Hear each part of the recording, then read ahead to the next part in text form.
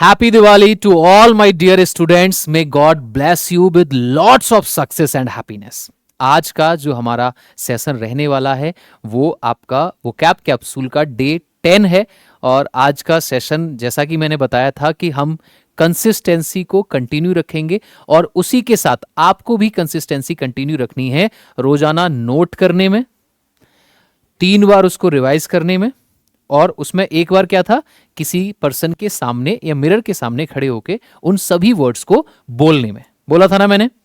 तो अगर हम या मैं आज अगर क्लास में आपके सामने हूं दीपावली के दिन, तो आपको भी ये आपकी भी ड्यूटी है कि भाई 15 मिनट का समय तो मुझे इसके नाम का निकालना ही निकालना है, चाहे जो भी हो, चाहे कुछ भी हो। ठीक है, तो वंस अगेन आपको एंड आपकी फैमिली को सभी को हैप्पी दिवाली, दीपावली की बहुत बहुत शुभकामनाएं। स्टार्ट करते हैं वोकैब कैप्सूल का डे 10। देखो आज का हमारा पहला वर्ड है मैग्नेनिमस। मैग्नेनिमस का मतलब होता है बड़े दिल वाला या दयालु पर्सन को रिप्रेजेंट करता है। और जो भगवान है वो बड़ा दिल करके ही आपको ढेर सारा पैसा, ढेर सारी खुशियां आपको प्रोवाइड करें।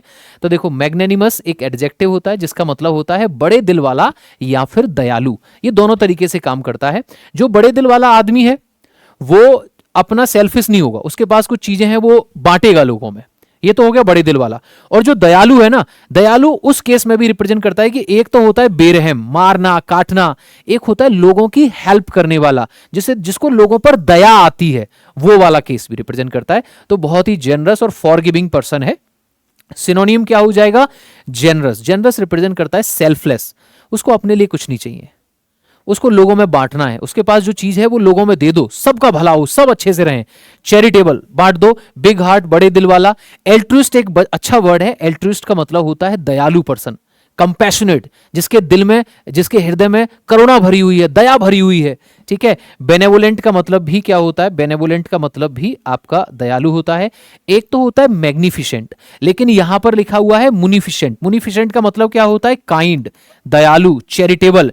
फिलैंथ्रोपिस्ट का मतलब क्या होता है, लवर ऑफ मैनकाइंड, मानवता से प्यार करने वाला, लोगों से प्यार करने वाला। बिनाइन किसको रिप्रेजेंट करता है, काइंड, दयालु को।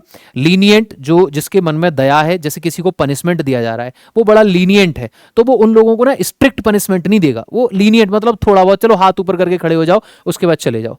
क्लीमेंट और लीनियंट दोनों का मतलब एक है, जीनियल, दयालु। कंपैशनेट, जिसके मन में दया भरी हुई है। मर्सीफुल, जिसको लोगों पर दया आती है। अपोजिट क्या हो जाएगा, देखो 2 तरीके के वर्ड बताए थे ना, विशाल दिल वाला, बड़े दिल वाला और दयालु। क्लियर। तो एक तो है सेल्फलेस और एक है सेल्फिश, उसको कुछ नहीं बांटना, उसको सब अपने पास चाहिए, जो भी है वो सब मेरा ही हो, लोगों के पास कुछ भी ना हो। एक तो ये है। और दूसरा है दयालु के अपोजिट में बेरहम। बड़े दिल वाला दयालु है, अपोजिट में बेरहम भी आएगा और सेल्फिश भी आएगा। तो सेल्फिश भी है और बेरहम भी है। क्रूअल का मतलब बेरहम होता है। कैलस का मतलब बेरहम होता है। एट्रोसियस मतलब बेरहम जिसमें दया नहीं है। निफेरियस मतलब बेरहम। इनिक्विटस मतलब बेरहम जिसमें दया नहीं है, लोगों को मारना काटना उसमें मजा आता है। डायबोलिक, बेरहम। फिंडेस, विशियस मतलब बुरा, जिसको विक्ड, जिसको पापी, डेविलिस, जिसको बुरी चीजें पसंद हैं। The winning team captain was magnanimous in victory, praising the efforts of the losing side. जो हमारा कैप्टन था ना, वो जीतने के बाद उसको इतना बड़ा दिल था उसके पास कि उसने जो टीम हार गई उसकी भी उसने तारीफ करी जाके कि यार तुम्हारी जो एफर्ट्स थी वो बहुत ही मायने रखती थी। तो मैं साइड में हूं, आप वीडियो को 1 सेकंड के लिए पॉज करो और फटाफट से अपने सभी वर्ड्स को नोट करो। अब आते हैं भैया वोकैब डे 10 यानी कि नेक्स्ट वर्ड। डेरिजरी वर्ड भी एक एडजेक्टिव होता है, लेकिन इसका यूज कैसे करते हैं। डेरिजरी का मतलब क्या होता है, एक ऐसी चीज जो इनएडिक्यूट है या इनसिग्निफिकेंट है, जिसकी कोई इंपॉर्टेंस नहीं है। डेरिजरी का मतलब क्या है, जिसकी कोई इंपॉर्टेंस नहीं है, नो इंपॉर्टेंस। अगर कोई पर्सन है और उसका अगर एग्जिस्टेंस उसकी कंपनी में डेरिजरी है, इसका मतलब बस वो लोगों के हंसी का पात्र है, लोग उसका मजाक उड़ाते हैं, ताने मारते हैं, टांग खींचते हैं, उसकी कोई इंपॉर्टेंस नहीं है, उसकी वैल्यू बहुत कम है, जीरो के समान है उसकी value. And poultry and ridiculous का मतलब क्या होता है, हास्यजनक।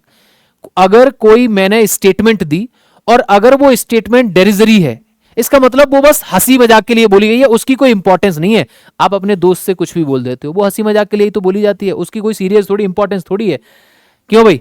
तो सिनोनिम में क्या हो जाएगा, इनसिग्निफिकेंट, रेडिकुलस, ठीक है, लाफेबल, ऐसी चीजें जो सिर्फ लाफ मजाक के लिए की गई हैं, या फिर आप इंसल्टिंग की ओर मैंने डाला यहां पे, जैसे मैंने बताया था कंपनी में अगर आपकी इंपॉर्टेंस नहीं है तो आप लोगों के हंसी का पात्र हो, लोग इंसल्ट करेंगे, मजे लेंगे, आपकी कोई सीरियस इंपॉर्टेंस नहीं है। रेजिबल, सिर्फ मजाक के लिए की गई चीजें। ल्यूडिक्रस एंड प्रीपोस्ट्रस, दोनों का मतलब क्या होता है? दोनों का मतलब होता है कोई भी ऐसी बातें जो इलॉजिकल हो, ठीक है, कोई भी ऐसी बातें जो इलॉजिकल हो, जो इरेशनल हो, जो इम्प्रैक्टिकल हो। मैं लिख रहा हूं यहां पे, कोई भी ऐसी बातें जो इलॉजिकल हो, इरेशनल हो, जो सेंसलेस हो, ठीक है, जो इम्प्रैक्टिकल हो, जिनकी कोई सीरियसनेस नहीं है, उनका इस्तेमाल, उन स्टेटमेंट्स का यूज सिर्फ हंसी मजाक के लिए किया गया, उनकी कोई इंपॉर्टेंस नहीं है। मैंने कहा सर मेरे घर शेर पलते हैं, शाम का डिनर में शेर की थाली में से खाता हूं। ये स्टेटमेंट क्या है? डेरिजरी है, बस हंसी मजाक के लिए बोला गया, लॉजिकल नहीं है, प्रैक्टिकल नहीं है। मेरे दादाजी भूत से लड़े थे, तो कैसे नॉर्मल के लिए बोली गई हैं ये चीजें। एब्सर्ड मतलब बेतुका, एब्सर्ड को आप ऐसे भी रिप्रेजेंट कर सकते हैं फार्सिकल से। फार्सिकल का मतलब क्या होता है सर? फार्सिकल भी वो चीजें होती हैं जो, इसको मैं एरो बना रहा हूं, जो हंसी मजाक के लिए बोली जाती हैं। मॉक मतलब मजाक उड़ाना, जियरिंग हंसी मजाक। स्कूपिंग, यहां पर जो इंसल्टिंग वर्ड था ना उसके लिए मैंने वर्ड किए हैं। स्कूपिंग का मतलब ताने मारना, डेरोगेटरी मतलब ताने मारना। आपकी अगर इंपॉर्टेंस नहीं है कंपनी में तो लोग आपकी मजाक उड़ाएंगे, लोग आप पे डेरोगेटरी रिमार्क्स कसेंगे, लोग आप पर ताने मारेंगे और फिर ठाके लगा के हंसेंगे। तो ये क्या है? उसी को रिप्रेजेंट करता है। लेकिन एंटोनियम क्या है? सब्सटेंशियल। सब्सटेंशियल का मतलब क्या है? सब्सटेंशियल का मतलब है सर जिसकी वैल्यू है, जिसकी इंपॉर्टेंस है। जेनरस वर्ड क्यों आया है? जेनरस वर्ड इसलिए आया है, एक ऐसा पर्सन जो यहां दयालु के लिए नहीं रखा है, यहां बड़े दिल वाले के लिए रखा है मैंने ये वर्ड, ठीक है। नियरेस्ट वर्ड है या फिर इसका फारदेस्ट वर्ड है, परफेक्ट एंटोनियम नहीं, इसीलिए अंडरलाइन किया है। बड़े दिल वाला, जिसकी इंपॉर्टेंस है लोगों के बीच में, जिसका दिल बड़ा है, जो लोगों के लिए सोचता है। एडिक्वेट मतलब पर्याप्त मात्रा में है, इनसिग्निफिकेंट नहीं है, पर्याप्त मात्रा में मेरी वैल्यू है। रेस्पेक्टेबल है, लाउडेटरी है, यहां क्या था? ताने, लोग तुम्हारी हंसी मजाक उड़ाते हैं। यहां का है क्या है? लाउडेटरी। लाउडेटरी का मतलब क्या है? लोग तुम्हारी तारीफ करते हैं, ठीक है। ये फारदेस्ट वर्ड है। यूसेज क्या है? The veteran soldier felt insulted by the derisory pension offered to him after decades of service. दशकों अपने देश की सेवा करने के बाद उसे जो डेरिजरी पेंशन प्रोवाइड करी गई थी, उसे देखकर उसे बड़ी इंसल्ट फील की।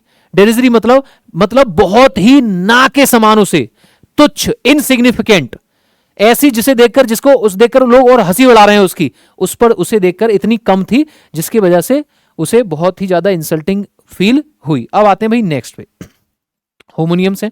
CANVAS, कैनवास एक नाउन होता है जिसका मतलब होता है एक बड़ा सा कपड़ा, एक मोटा सा कपड़ा जिसको त्रिपाल कहते हैं। और CANVASS का मतलब क्या होता है?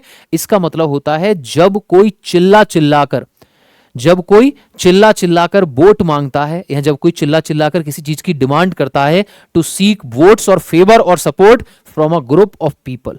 जब इलेक्शन होते हैं ना तो लोग चिल्ला चिल्लाकर आपके सामने आते हैं, मैं आपको ये करूंगा वो करूंगा, बदले में आप मुझे वोट दो, तो उसको रिप्रेजेंट करता है कैनवास। कैनवास क्या है? एक वर्ब है, डिमांड, वोट मांगना, ठीक है, वोट मांगना या प्रचार करना, जबकि कैनवास एक कपड़ा है आपका। इसको आपने देखा भी है। ई वाले एमिनेंट का मतलब होता है एक famous, known and respected person. इसका मतलब क्या होता है? Known and respected person. And जबकि आई वाले में मैंने वोकैब 1 में कराया था, डे 1 में, कैप्सूल 1 में, इमिनेंट का मतलब है ऐसी कोई भी चीज जो बस होने ही वाली है। ओमिनस मैंने बताया था ना, ओमिनस जो आने वाला है, ठीक है, ओमिनस से रिप्रेजेंट कर दो, या फिर आपका आने वाली चीजें हैं। इमानेंट का मतलब क्या होता है? इनहेरेंट, अपने अंदर समाये हुआ, अपने अंदर निहित करे हुए, उसको रिप्रेजेंट करता है आप इमानेंट से। अब आते हैं मेरे भाई ईडियम्स पे। 5 ईडियम्स हैं। To keep your head above water, आप कहीं पूल में हो, और आपने यूं करके अपना सर पानी से बाहर रखा हुआ है, यानी कि आप मुश्किलों का सामना करते हुए वहां से पानी से गुजर गए। To manage to survive specially financially in difficult time, बुरे समय में स्पेशली फाइनेंशियल डिफिकल्टीज के टाइम पर आपने, जैसे होता है ना पानी गर्दन तक पानी और ऐसे करके बाहर निकल गए, आपने मैनेज कर लिया, अपने जो हेड था वो पानी से ऊपर रखा। टू ग्रीस दी व्हील्स, देखो जब भी जैसे कहते हैं ना कि ये ना, जैसे आपके पास बाइसिकल है और साइकिल वो बहुत टाइट चल रही, तो आप क्या करते हैं उस पर थोड़ा सा ग्रीस लगाते हैं, क्यों? चीजों को आसान बनाते हैं। एक तो था ग्रीस द पाम, रिश्वत देना, और एक है ग्रीस द व्हील्स, चीजों को आसान बनाना, to makes things easy. To go down the tubes, आप एक सर्टेन लेवल पे थे, उससे आप नीचे चले गए यानी कि बर्बाद हो गए। To fail completely.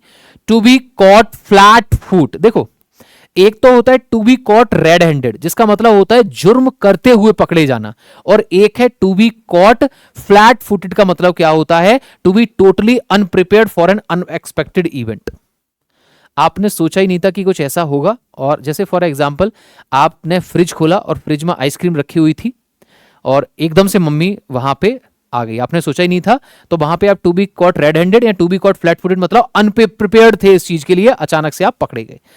To read the riot act, देखो ये आपका नेगेटिव वर्ड होता है। To give someone a severe warning, किसी को डांटना, किसी को फटकारना और सिवियर वार्निंग देना, उसके लिए रिप्रेजेंट करता है to read the riot act को। तो ये था आपका वोकैब कैप्सूल डे 10, और आज दीपावली है। अब आप सब आराम से जाओ, पूजा करो, घर में दीप जलाओ और अच्छे से दिवाली मनाओ, और खासकर अपना ध्यान रखना। तो हैप्पी दिवाली वंस अगेन। आज का सेशन यहीं स्टॉप करते हैं। Thank you, take care.